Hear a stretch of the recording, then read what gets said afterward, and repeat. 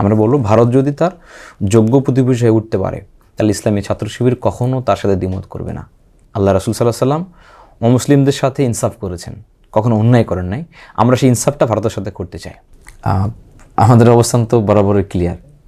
ইসলামে বরাবরই বলা আছে যুদ্ধ নীতিমালা ফিক্সড, শত্রুর সাথে নীতিমালা ফিক্সড, পরশ নীতিমালা ফিক্সড রয়েছে সেখানে। তা আমরা ইসলামের বাইরে কোনো কিছু নয়। তো ইসলামী ছাত্র শিবির মনে করে দেশের স্বার্থ রক্ষা হবে এমন কোনো কাজ যদি ভারত করতে চায় আমাদের সাথে, স্বাধীনতা সার্বভৌমত্বকে মেনে নিয়ে বাংলাদেশের, তাহলে ইসলামী ছাত্র শিবির কখনো তাদের বিরুদ্ধে শত্রুতা পোষণ করবে না।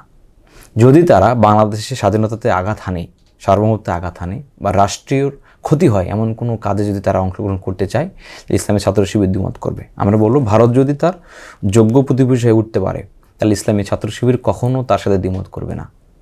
একটা বিধর্মী বা অমুসলিম রাষ্ট্র হিসাবে ভারতে যে নীতিমালা ইসলাম দিয়েছে, যেভাবে ডিলিংস করা উচিত, ইসলামী ছাত্র শিবির তাদেরকে সেভাবে ডিলিংস করতে চায়। আল্লাহ রাসূল সাল্লাল্লাহু আলাইহি সাল্লাম অমুসলিমদের সাথে ইনসাফ করেছেন, কখনো অন্যায় করেন নাই। আমরা সেই ইনসাফটা ভারতের সাথে করতে চাই।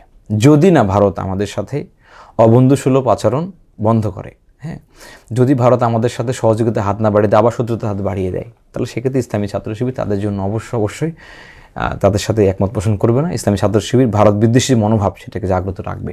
যদি ভারত ফিরে আসে আমরা কর্ডিয়ালি ওয়েলকাম, যোগ্য প্রতিবেশী হয়ে আমরা পাশাপাশি বসবাস করবো, কোনো অসুবিধা হবে না ইনশাল্লাহ। ইউএফটি ফার্স্টের সাথে ট্রেড করুন যে কোনো জায়গা থেকে, ক্যাম্পাসে ক্লাসের ফাঁকে, ঢাকার জ্যামে বসে কিংবা ঘরে বসে। ট্রেডিং এখন হাতের মুঠোয়, তাই ট্রেড করুন যখন খুশি যেখানে খুশি।